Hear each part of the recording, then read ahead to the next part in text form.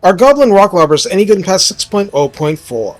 Until very recently, Greenskins had exactly two types of artillery since the beginning of Total War Warhammer, both of which were shockingly good considering. I mean, come on, Greenskins.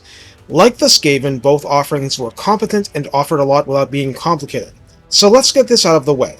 The rock lobbers are still good, they're just kind of basic, and that's okay.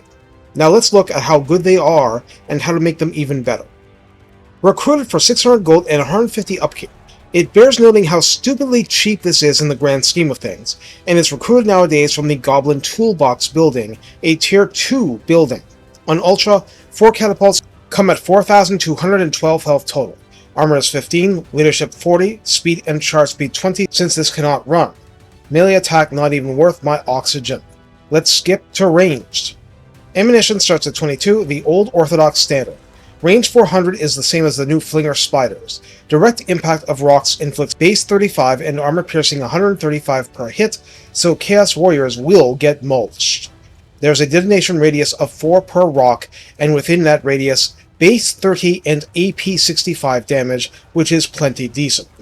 Reload time is 18, total accuracy is 20, calibration distance 300, calibration area 90, so lots of drift, and there's a penetration cap of large, max targets penned after the first of 10. So lengthwise shots against engaged units can do amazing damage, but it's luck dependent. This siege attacker is considered expendable. In the redline skills, Death from Above at 3 pips grants ammunition plus 20% and missile strength plus 8%.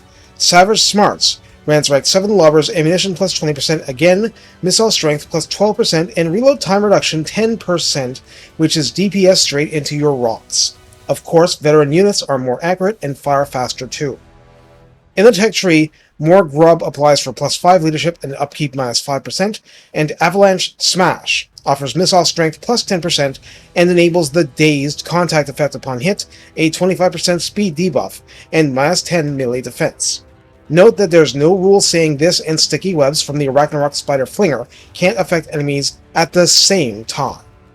For scrap upgrades, Salvage Flingas unlocks a big one, as in bigger rocks. 50 scrap base for plus 20% missile explosion radius. That's probably rounded up. Radius 5 isn't bad. Salvage artillery actually doesn't require a tech. 60 scrap grants reload time reduction 15%, which is really nice. So how do we use Goblin rock lobbers? The thing about the penetration size cap is that if you actually manage to hit a cavalry unit, it's going to hurt.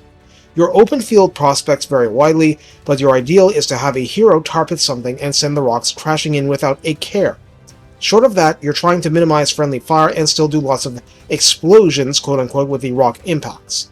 Considering even Arab boys do 75% of their damage as base damage, the quiet armor piercing the rocks do as they loudly crash into dwarf lines means they're an amazing counter to armored infantry. Anything like trolls are likely to shrug off a hit or 3. Single entities have little to fear. In a city siege, they're okay, they're no better. The arc can hit the tops of walls if you're lucky. So we go back to the theme I started with.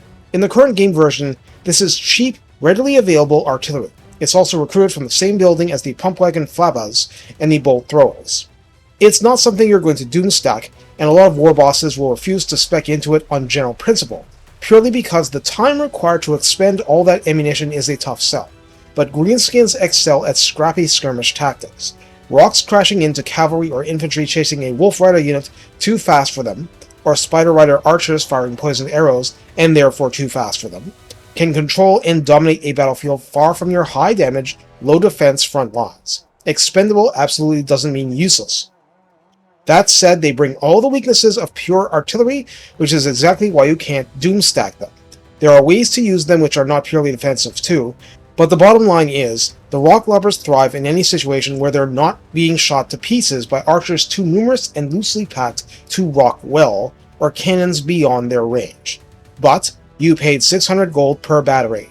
If you're not in one of those situations and have time to lob for a while, you can rack up impressive amounts of damage before your boys have to take bigger risks. Goblins love risk-free damage. Take care, and have fun casting the first stone, and the second, and the third, and the fourth.